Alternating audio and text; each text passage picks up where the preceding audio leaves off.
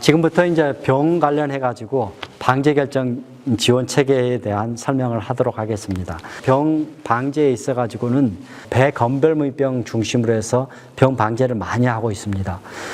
병 방제를 함에 있어가지고 가장 중요한 여건은 바로 재배적인 관리 방법으로서 낙엽을 정리를 하는 것이 매우 중요합니다. 근데 농가에서 요즘에는 낙엽이 바로 떨어지면 또 동시에 경운 작업을 해가지고 낙엽을 전부 다 땅속에다 매립하는 작업을 좀 하고 있습니다. 3월 상수 무렵 정도면 다시 2차 경운을 해가지고 위에 있는 낙엽을 다시 한번 이렇게 갈아주는 식으로 해가지고 2번 경운을 해가지고 낙엽을 다 없애는 쪽으로 진행을 하고 있는데 낙엽만 없애도 이 병 자체가 확연하게 떨어지고 병원균 압력이 매우 많이 떨어지기 때문에 방제 효과가 굉장히 높습니다. 그래서 낙엽 정리를 먼저 하는 것은 배 방제에 있어서 굉장히 중요한 부분이고, 그 다음에 이제 우리가 재배적인 관리에 있어서 측지를 이렇게 배치를 우리가 약 30에서 40cm 간격으로 측지를 이렇게 배치를 합니다. 측지를 배치를 하는데 이것이 너무 좁아버리는 상황이 된다 그러면 약재가 이렇게 침투가 어렵게 되고 바람도 안 들어가게 되고 뭐 이렇게 잎사귀가 서로 겹치게 되면 어떻게 된가요? 결국 잎사귀가 잎살이 좁아져요. 그러면 광합성 효율이 떨어지게 됩니다. 실제적으로서는 굉장히 맛없는 과실을 생산하게 되거든요. 그래서 병 방지 효과도 떨어질 뿐만 아니라 맛도 없는 과실을 생산할 수밖에 없는 여건이 됩니다. 그래서 측지 배치 간격을 일정하게 하는 것이 약재를 잘 부착을 시켜서 방지 효과를 높일 수 있는 여건이 됩니다. 그 다음에 이제 약재 부착 측면에서 방제 장비, 특히 노즐이 막히 있는지 항상 체크를 해야 되고, 그 다음 분판, 노즐에 있는 분판이 제대로 이렇게 막히지 않게끔 우리가 관리를 하고, 전체적으로 우리가 보게 되면 고속 분무기 같은 경우는 대부분 300평당 보통 250리터 를 기준으로 해서 우리가 방제를 하게 됩니다. 그래서 그 물량 자체가 그 정도 방제 약재가 충분하게 이렇게 약재 방제를 해줘야지 우리가 전체적으로 되고, 일반 동력 분무기 같은 경우는 200리터 정도, 10아르당 200리터 정도를 기준으로 삼아서 양량을 충분하게 해야 되고, 바람이 좀 잔잔할 무렵에 이렇게 살포를 해주는 것이 약재 부착량을 높일 수 있는 방법이 됩니다. 약재 부착에 있어가지고 전착제를 사용하는 것이 효과적일 경우가 있는데, 대부분 전착제는 수화제 중심으로 우리가 처방을 돼 있는 것을 쓸 경우에 반드시 전착제를 살포를 하고, 만약 유제라든가 수용제라든가 그런 식으로 돼 있을 경우에는 전착제를 별도 이용하지 않아도 무방합니다. 그렇지만 수화제인 경우 반드시 전착제를 사용하는 것이 타당합니다. 그러면 어느 때에 약재 방제를 해야 될 것이냐, 그 부분하고 어떤 약재를 선택을 해가지고 약재 방제를 해야 될 것인가, 이 두 가지가 핵심 사항이 되겠습니다. 그 내용을 중심으로 해서 제가 설명하도록 하겠습니다. 병원균은 몇 도시부터 이동을 하기 시작을 하고, 언제부터 이동을 하기 시작을 하고, 또한 지금 병원균이 감염이 돼 있고 어느 때는 감염이 되고 어느 때는 지금 감염이 안 됐다라는 것을 아무리 설명을 해준다 하더라도 농가 차원에서는 너무 어렵거든요. 그래서 그것들을 알려주는 프로그램들을 만들었습니다. 그게 바로 우리가 휴대폰에서 바로 확인할 수 있는 방법인데요. NH케미칼과 어플을 만들었습니다.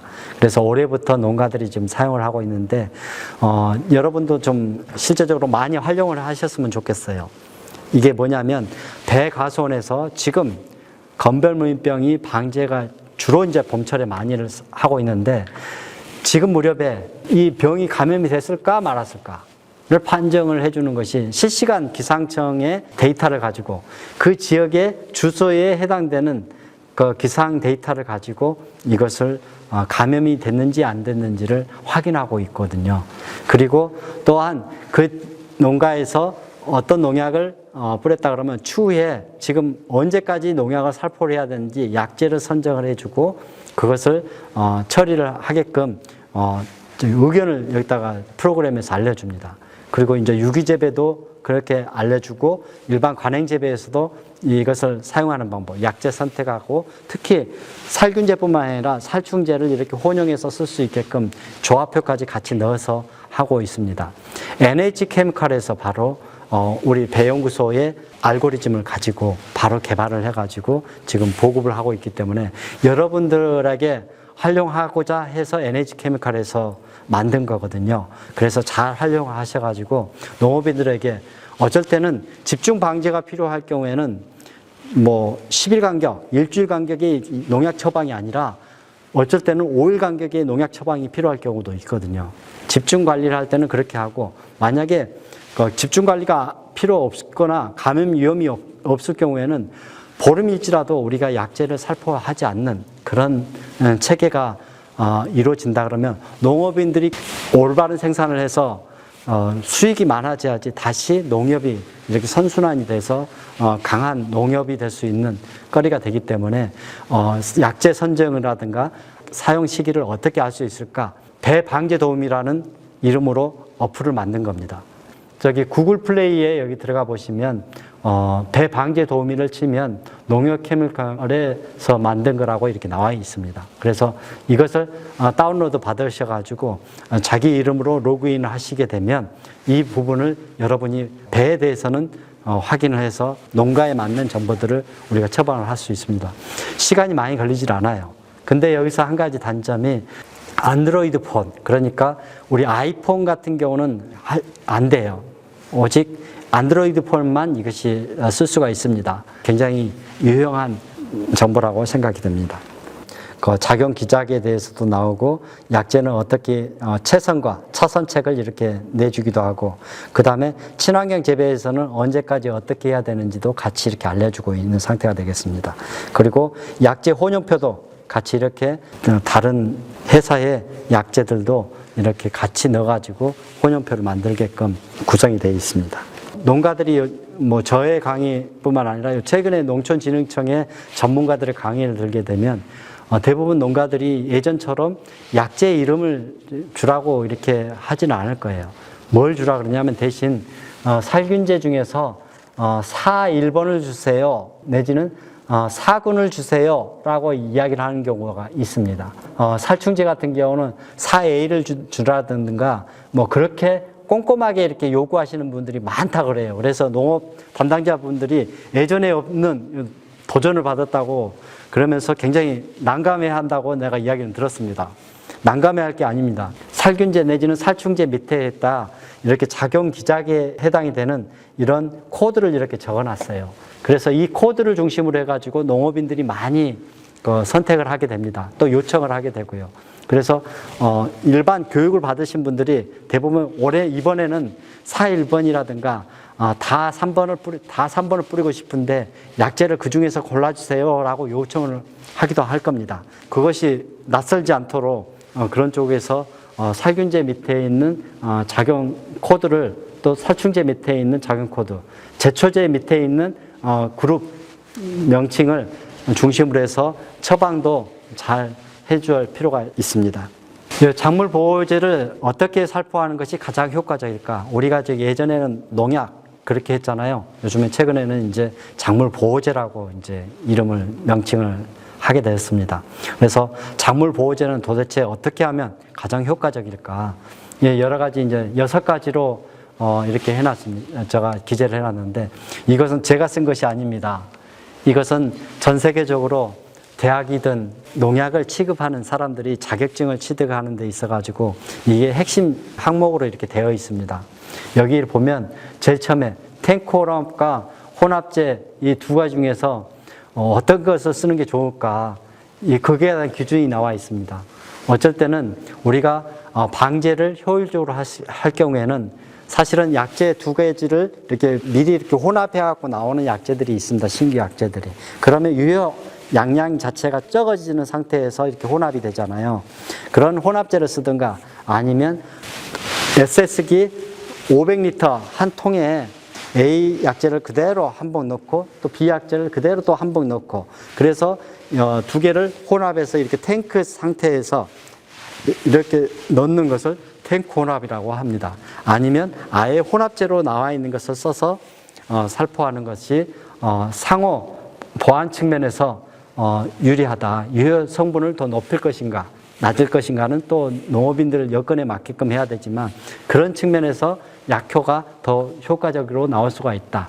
그 다음 우리가 보면 두 번째로는 세대별로 다른 작용 기작의 약제를 사용했는가, 벌레에 대한 이야기입니다.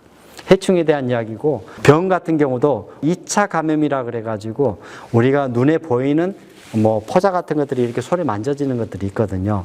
예, 그런 상태에서 다시 이렇게 얘가 병을 일으켜서 다시 또 병을 일으키는 것을 우리가 2차 감염이라고 그렇습니다. 그래서 이런 2차 감염이 한 번 일어나는 시기를 한 세대, 또 다시 여기 포자가 생겨서 다시 세면 2세대. 벌레 같은 경우는 어떤가요? 알에서 깨어나고 약충 상태에 있다가 성충이 되고, 그 성충이 다시 한 세대를 진전해가지고 다시 알 넣고 다시 유충, 약충, 또 성충이 되는 이 세대 간에 이렇게 약을 치게 되는데, 우리가 이 한 세대에서 약제를 많이 쳤던 약제들, 다음 세대에 다시 똑같이 이렇게 약제를 쳤을 경우에는 방제 효과가 떨어진다는 그런 내용이 되겠습니다. 그래서 그 세대에 집중적으로 많이 써가지고 다음 세대로 연결됐던 그런 약제 같은 경우는 다음 세대에 사용을 했을 경우에는 약효가 많이 떨어진다. 그래서 한 세대에 집중 방제가 이루어서 잘 관리가 될 수 있게끔 해야 된다. 그 앞 세대에서 만연해가지고 그 뒷세대에도 잡히지 않은 경우에는 그 뒷세대에서 약제 방제를 할 경우에는 앞 세대에 썼던 약제들을 될 수 있으면 쓰지 말고 다른 작용 기작에 있는 약제를 써라. 그게 바로 키입니다. 그 다음에 이제 약제 저항성이 위험이 높은 약제를 내가 안 쓰도록 해야 됩니다. 설령 쓰더라도 약제 저항성 위험이 낮도록 항상 작용 기작을 신경을 쓰도록 써서 처방을 하고 또 관리가 될 수 있게끔 하는 것이 중요하고, 5번과 6번이 굉장히 중요합니다. 더 이상 병이 만연해가지고 우리가 어떤 약제를 쓸 수도 없는 상황이 될 경우가 있어요. 그렇지만 내 작물은 지켜야 되잖아요. 또 6번 같은 경우는 해충 피해가 너무 많아. 그래가지고 무슨 약을 치더라도 안 들어요.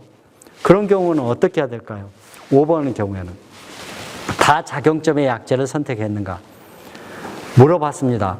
결국은 뭔가요? 다작용점을 가진 약제를 선택하라는 이야기입니다. 병이 너무 만연했을 경우에는 작용 기작으로 보면 카라고 되어 있는 카 1번부터 9번에 해당되는 약제들을 선택해서 그때에 뿌리게 되면 기본을 한다는 겁니다. 가장 효과적인 방법이 되고요. 그 다음에 해충 같은 경우 너무 만연했을 경우는 어떻게 해야 될까요? 아까 말한 것처럼 단일 작용의 기작의 약제를 피하라. 그러면 어떻게 해야 돼요? 탱크 혼합이든지 혼합제를 사용하라. 그런 내용이잖아요. 또 하나는 뭐가 있을까요? 재배적인 방제를 이용하라. 우리가 보통 월동철을 이렇게 관리를 하는 걸 말합니다. 그래서 나무 껍질이든지 봉지 잔재물이든가 얘네들이 숨어있는 공간들을 겨울철에 다 없애주거나 거친 껍질이 있다 그러면 벗겨서 걔네들을 노출시켜가지고 그 약제 방제를 할 수 있게끔 하는 거고요. 그 다음 나머지 생물 방제라는 게 있잖아요. 우리 배가소는 대부분 일부 소수 농가를 빼고는 전부 다 노지 재배를 하고 있습니다. 노지 재배를 하는데 어떻게 생물 방제를 하는가요? 실제 생물 방제를 하고 있지는 않습니다. 우리가 간접적으로 생물 방제를 할 수 있는 방법이 있어요. 그게 뭐냐면 천적을 살리는 겁니다. 여기 밑에 그림 보시면 여기 응애고, 여기 그 응애를 잡아먹는 이리응애 내지는 애꽃노린재 같은 거라든가 그런 것들이 있을 수가 있습니다.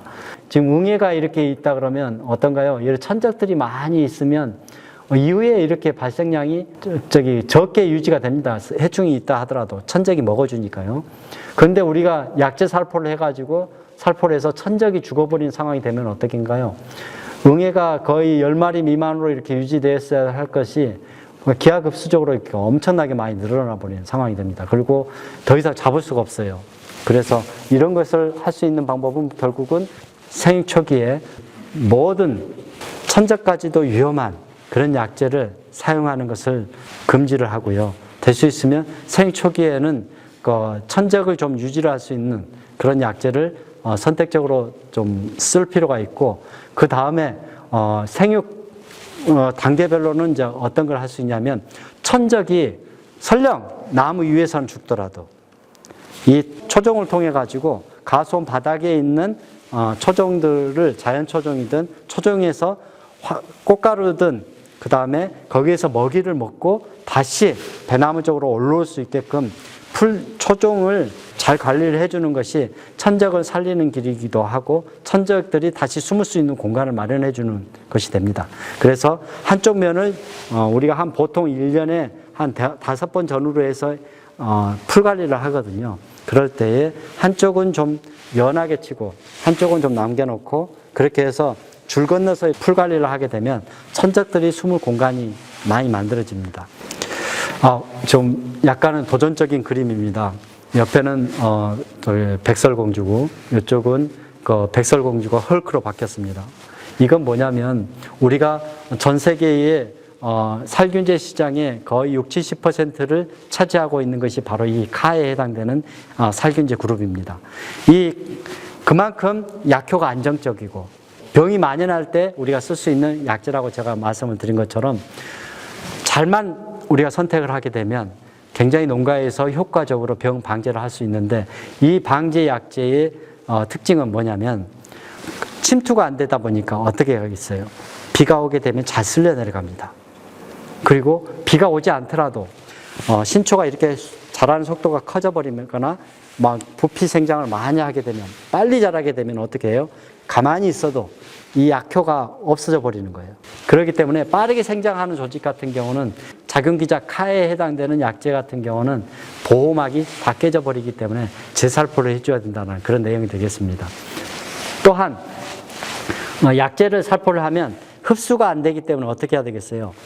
가장 꼼꼼하게 잎 뒷면까지도 잘 달라붙게끔 해줘야지 방제 효과를 잘 볼 수가 있습니다. 그래서 밀식을 하거나 간벌이 안 된 상태에서 이 약제를 살포를 하게 되면 방제를 했다 하더라도 굉장히 약효가 떨어질 수가 있습니다. 그래서 약제 부착량을 높이게 한다 그러면 천하무적, 비가 조금만 온다 그러면 천하무적인 약제가 바로 이 접촉성 보호살균제 카에 해당되는 약제가 되겠습니다. 병에 감염이 된다라는 것을 아는 것들은 현장에서 직감적으로 아는 것이 매우 중요합니다. 곰팡이에 의한 병 같은 경우는 감염 조건은 비가 와서 그 잎사귀에 이렇게 물이 묻어 있는 시간이 병균이 있다는 전제하에서 이 묻어 있는 시간이 9시간에서 11시간 정도 되면 보통 생육기 때에 감염이 됩니다. 감염이 되면 보름 정도 전후로 지나게 되면 감염이 됐으면 바로 우리 눈으로 병이 걸렸는지를 눈으로 보여줍니다. 그래서 그걸 우리는 잠복기라고 하거든요. 그래서 감염은 정확하게 우리가 알 경우에는 비가 와서 한 9시간에서 11시간 정도 비가 이렇게 묻어 있는 상황이 된다면 감염이 됐구나라고 판정을 하시면 정확합니다. 그리고 치료 효과라는 것은 병이 걸렸으면 상처가 속에가 이게 곪잖아요.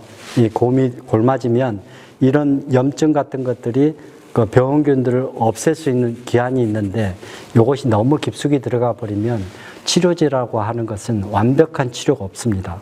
그래서 이게 곪기 전에 이렇게 상처가 감염이 돼서 불과 이틀 내지는 4일 안에 방제를 해줘야지만 이 치료의 효과가 정확하게 발현이 된다는 거죠. 그 다음에 약제 저항성을 이제 예방하기 위해서 전 세계적으로 살균제 저항성 위원회라는 게 있습니다. 어떻게 하면 약제 저항성을 최소화시킬 수 있을까?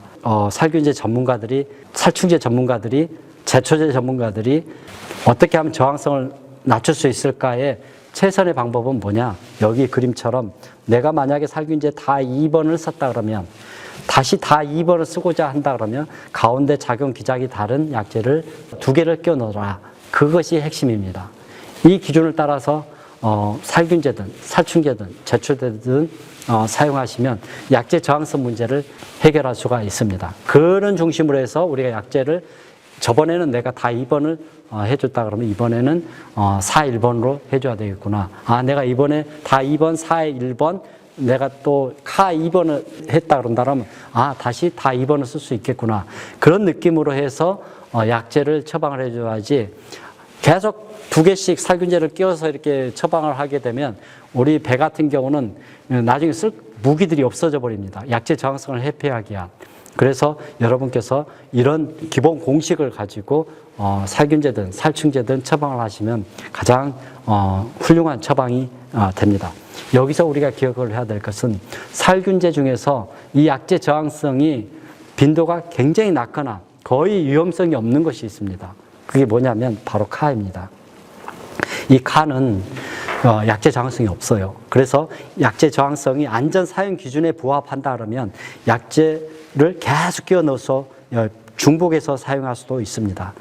여기서 우리가 중요한 것은 뭐냐면 여기 제일 밑에 보면 약제 저항성이 없다는 것은 카는 이렇게 돼 있잖아요. 약제 저항성이 두 가지 종류가 있습니다. 그 중에서 4, 1번에 대해서 설명을 할게요. 약제 저항성은 4, 1번 같은 경우는 어떤 거냐면 우리가 500리터에 한 봉의 살균제를 집어넣으면 약제를 살포하기 기준량으로 되어 있어요. 근데 보니까 한 봉을 집어넣어서 약제를 살포를 해보니까 약이 안 들어요. 병이 막 생겨요. 그러면 어떻게 해야 되겠어요? 농가들이 그렇게 많이 하잖아요. 한 봉 반을 쓰잖아요. 좀 더 진하게 독하게 쓴다고 그렇게 쓰게 됩니다. 그러면 4, 1번 같은 경우는 들어요. 약효가 발휘를 합니다. 근데 어떻게 한가요? 앞으로 계속 1.5배 이상을 써야 돼요. 그런 조건이 됩니다. 그래서 우리는 기본적으로 약제 저항성이라는 것은 이렇게 독하게 하면 약제가 듣는 그런 구조가 된다 그러면 앞으로 생산 농가들은 계속 고비용 구조로 갈 수밖에 없는 상태가 됩니다. 그래서 이런 상태가 안 되게끔 하는 것이 우리한테는 필요하고요. 그 다음에 정성적 약제 저항성이라는 것은 어떤 것이냐. 이것은 내가 500리터에 한 봉을 집어넣어야 내는 기준량이 있는데 한 봉을 집어넣어가지고 약을 뿌려보니까 약이 안 들어요. 그러면 어떻게 하겠어요? 우리가 두 봉을 집어넣었다고 한번 가정을 해보세요. 두 봉을 집어넣어도 한 번이 약제 저항성이 생긴 것은 양을 가지고 진하게 한다고 해서 약제 저항성이 없어지는 게 아닙니다. 저항성이 생겨버린 거하고 안 생긴 거하고 저항성하고 감성하고 이게 휙 두 개가 딱 분리가 되는 것이지 이 중간 단계가 없는 거예요. 대충 저항성, 대충 감성 그런 것이 없는 겁니다. 그래서 한 번 안 되는 것은 다번 같은 경우라든가 나번 같은 경우라든가 라번 같은 경우는 한 번 안 들으면 배량을 하든 세봉을 하든 간에 세배를 하든 간에 절대 저항성이 해결되지 않는 겁니다. 그러니까 독하게 처방을 할 수가 없는 거죠. 그래서 우리가 이런 약제 저항성도 두 종류가 있다라는 것을 이해해 주시면 좋을 듯 합니다. 자, 여기서 우리가 이제 마지막으로 생각해야 될 것은 농가들이 여러분이 현장에서 작물 보호제를 처방을 하면서 저번에 선생님께서 나한테 처방을 했는데 이런 약제를 처방을 했는데 실제적으로 보니까 병이 하나도 안 죽었어요 라고 이야기하는 경우가 있습니다. 그러면 약제 저항성인지 아닌지를 우리가 판정을 해줘야 되잖아요. 근데 바로 약제 저항성이다 아니다라고 이렇게 판정하기 어렵습니다. 그럴 때는 여러분이 농업인들한테 어떻게 접근을 해야 되냐. 첫 번째, 선생님 유효기간이 약효 보증기간에 해당되는 것을 약제를 뿌렸는가요? 그 유효기간이 넘어가는 것을 뿌리지 않았는가요? 첫 번째 물어봐야 될 게 그거고, 유효기간이 넘어간 걸 뿌렸는데 약효를 기대하는 것은 나쁜 거죠. 그래서 안 되는 거죠. 그래서 유효기간을 물어보는 거고, 두 번째로 뭘 물어봐야 될까요? 약제를 충분하게 약제를 잘 뿌렸는가, 부착할 수 있도록 약제를 잘 뿌렸는가. 그러니까 그걸 충분하게라는 이야기를 어떻게 해요? 양으로 이야기를 할 수밖에 없잖아요. 양으로. 그죠? 양으로. 그래서 10아르당 아까 말한 대로 250리터를 살포를 했습니까? 라고 물어보는 거 하고, 그 다음에 약제를 비 오기 전에 보호 살균제로서 뿌렸던 거 하고 치료제로 뿌렸던데 그것을 정확하게 잘 골라서 뿌렸는가를 일단은 물어보시는 것이 중요하고, 치료 한계기가 있는데 그 기간을 넘어서 뿌렸는지 물어보는 게 중요하고, 살포 시간이죠. 그 다음에 또 하나가 뭐가 있는가요?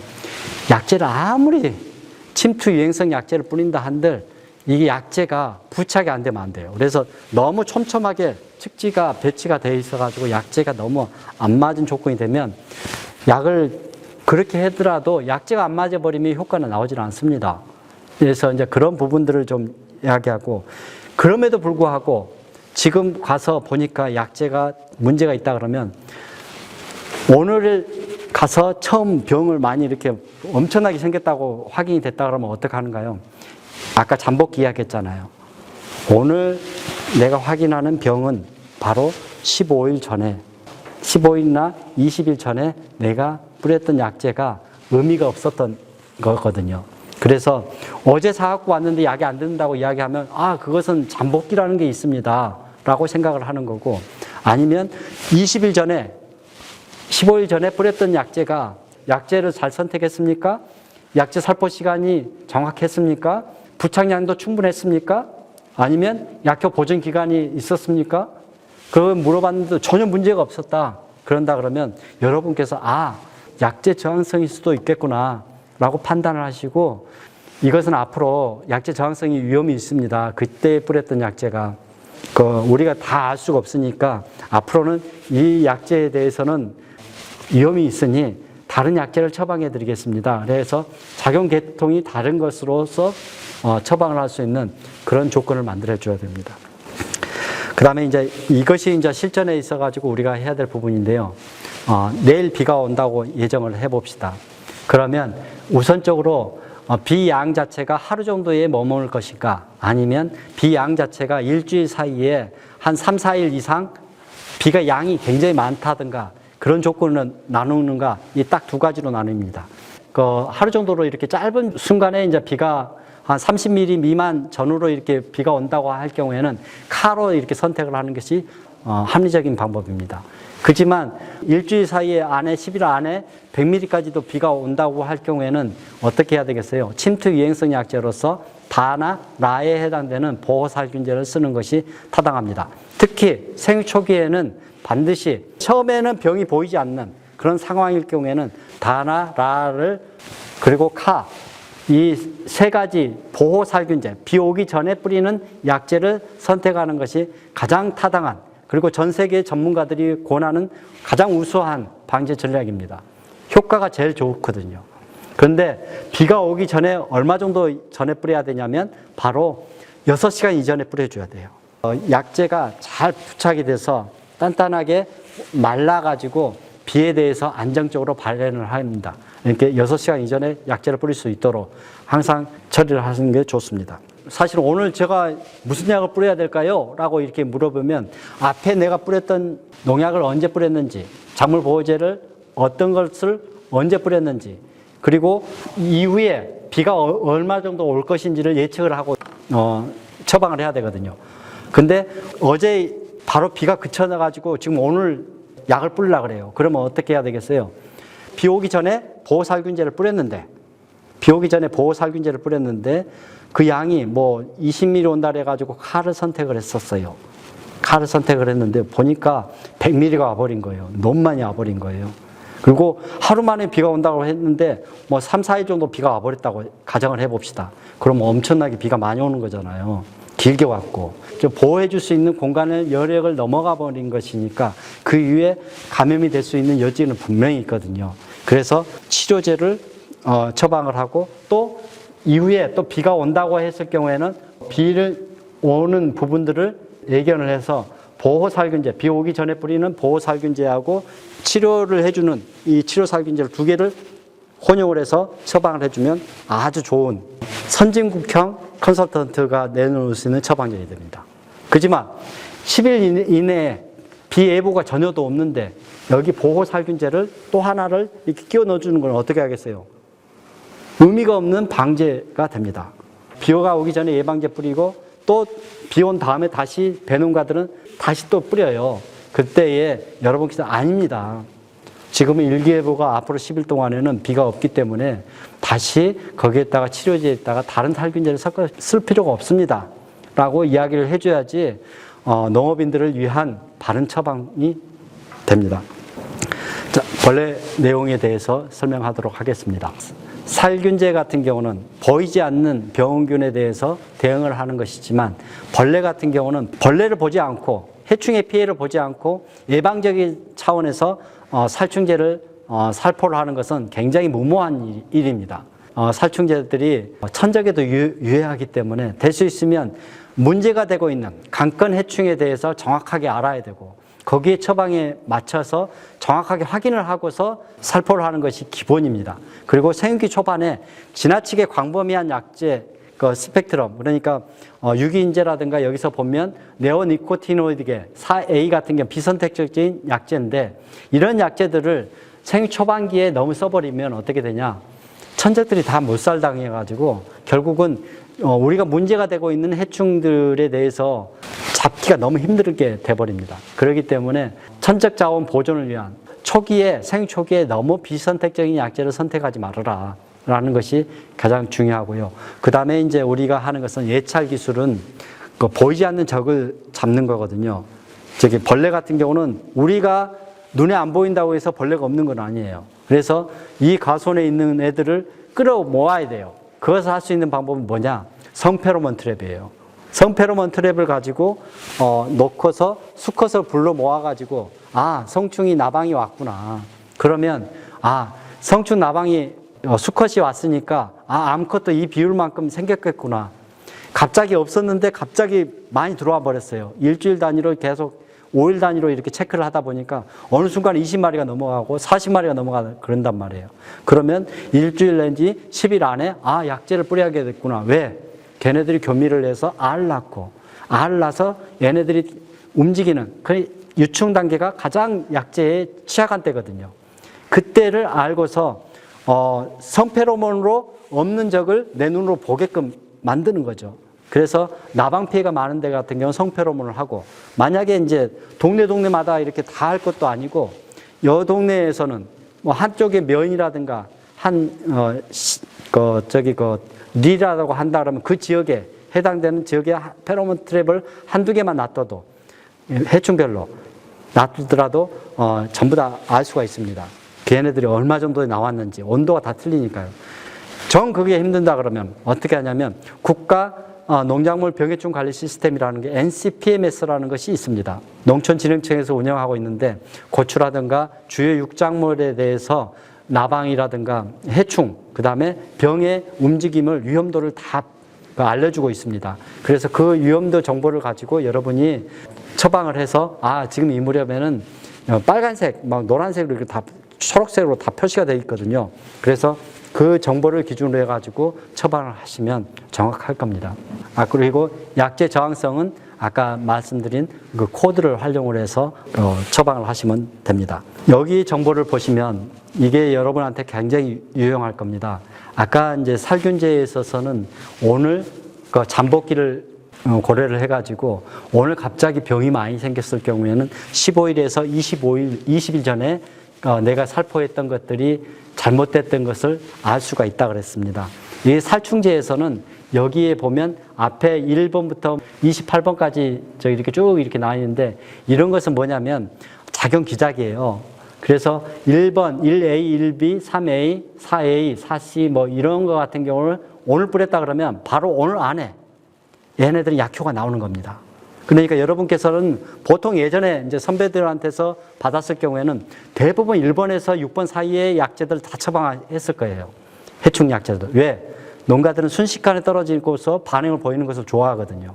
그런데 문제는 얘네들을 계속 쓰게 되게 되면 우리가 다음에 쓸 약제들의 처방전이 명분이 좀 약해집니다. 이런 것을 쓰더라도 우리가 할 때는 어떻게 해야 되느냐, 약제 저항성이 안 나올 수 있는 아까 그 룰에 따라서 약제를 살포를 하고, 이 신경작용을 가지고 있는 약제들은 빨리 약제가 반응이 나올 수 있겠구나, 단 하루 안에 반응이 보이겠구나.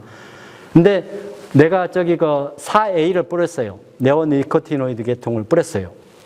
근데 다음 날에도 선생님이 어제 나한테 처방을 했는데 약을 뿌렸는데 벌레가 안 죽고 살아도 돌아다녀요. 그렇게 했다 그러면 어떻게 되겠어요? 그 약제에 대해서 그분하고 이야기를 해가지고 다음부터는 그분한테는 4A라는 약제를 처방을 될 수 있으면 안 해주고, 만약에 4A를 처방을 해야 될 경우에는 혼합제가 있잖아요. 할 경우에는 절대 4A 하나만 가지고 들어가지 않게끔 다른 혼합제를 섞어진 것을 처방을 할 수 있게끔 하는 것이 중요합니다. 그리고 생장조절제 같은 경우로 되어 있는 약제는 10B, 15, 16, 18로 이렇게 되어 있는데, 저기에 속해 있는 약제들 같은 경우는 보통 약효가 일주일 후에 나와요. 그렇지만 이 약제들은 정말 약효가 좋습니다. 그렇기 때문에 약효가 늦게 나와요 라고 막 사람들이 막 농업인들이 와갖고 어제 약을 그제 뿌렸는데도 지금도 벌레가 뭐 반응도 없어요. 그냥 살아 움직여요. 그런다 하더라도 여러분 담담하게 이 내용을 중심으로 해가지고, 이것은 한 일주일 정도 걸려요. 그렇지만 완벽하게 반응을 합니다. 라고 여러분이 이야기를 할 수 있어야 됩니다. 그리고 이제 12, 13, 25A 이런 약제들 같은 경우는 보통 응애 약제입니다. 3회에서 5일 정도의 약간 빠른 정도의 약효 기간을 가지고 있어요. 그래서 이 약제들을 바로 그 다음날 죽는 것이 아니다 라고 생각을 하시고 이것에 대해서 해석을 하시면 좋습니다. 요즘에 이제 기후온난화 관련해 가지고 노린재 피해 관리가 굉장히 문제가 되고 있습니다. 노린재 같은 경우는 어떤가요? 노린재는 성충이 농약에 맞았다 그러면 4마리 중에서 불과 1마리만 죽고 나머지는 잠깐 기절했다가 다시 다 날아가 버려요. 죽이는 효과보다는 노린재는 쫓는 효과가 더 크다라고 생각하시면 돼요. 그리고 만약에 이제 노린재가 알을 낳아가지고 어린 상태에 있다 그러면 어떻게 하겠어요? 약을 뿌리면 노린재 적용약제를 보면 어린이 상태 같은 경우는 잘 죽어요. 그렇기 때문에 우리가 전체적으로 여기 밑에 그림 보면 처음에는 이것을 우리가 보통 보름 간격 내지는 10일 간격으로 뿌리게 되는데 만약에 노린재가 많이 나오는 시기에 우리가 약제를 뿌릴 경우에는 한 줄 건너서라도 이렇게 뿌리는 개념으로 들어가 주는 게 좋습니다. 왜 그러냐면 약충이 많은 경우에는 꼼꼼하게 뿌려야 되죠. 약충, 그러니까 노린재는 성충이 이 정도 된다면 약충이 한 절반 정도 크기가 되면서 그 허물을 벗어가면서 몸이 커져요. 변태를 해가면서. 그래서 불완전 변태라고 합니다. 그래서 이렇게 커져가는데 어릴수록 약제에 대한 반응이 엄청 좋습니다. 그래서 걔네들은 반드시 방제를 하는 쪽에서 밀도를 떨어뜨리게 하고 성충 같은 경우는 너무 다 죽이려고 하지 말아라. 어차피 안 죽는다. 이게 걔네들은 쫓는 개념으로 해서 아직 안 왔다 그러면 피해가 발생하지 않은 상황이라 그러면 될 수 있으면 그 산지, 외곽 쪽에서 이렇게 몰려 들어오거든요. 그래서 외곽하고 있는 쪽에다가 집중 방제를 해서 일주일 간격으로 해가지고 이렇게 한 줄 건너서 이렇게 하는 식으로 해서 약제를 살포를 하는 것이 좋은 방제 전략이다. 대신 우리가 이제 농가에서 주로 이제 하는 것이 뭐냐면 노린재 같은 경우는 집합 페로몬을 써요. 아주 특이한 페로몬이에요. 그것은 어떻게 하냐면 될 수 있으면 농가에서 한 20m 떨어진 곳에 야산이라든가 자기가 흔히 이렇게 확인할 수 있는 그런 곳에다가 집합 페로몬 딱 하나만 설치를 하라고 하셔야 됩니다. 노린재를 잡을 수 있는 것은 오로지 그 집합 페로몬은 여러 개를 둬가지고 한꺼번에 잡아버리면 절대 잡을 수가 없어요. 대신 여기가 쑥대밭이 돼버려요. 여기에 다 피해를 전부 다 받아버려요. 동네 노린재를 다 끌어모으는 거니까요. 근다고 이렇게 잘 들어가는 것도 아니에요. 그래서 될 수 있으면 딱 하나만 집합 페로몬 설치하고 거기에서 요즘에는 노린재가 이제 내 밭에 들어올 수 있겠구나. 그 정도 확인하는 수준에서 해서 만약에 들어올 갑자기 막 개체수가 늘어나면 어떻게 해야 되겠어요? 약제 방제를 야산 인근 쪽이라든가 콩밭이라든가 깨밭이라든가 칡이라든가 그런 쪽에 있는 곳에서 방어망을 치는 개념에서 약제를 살포하는 게 좋습니다.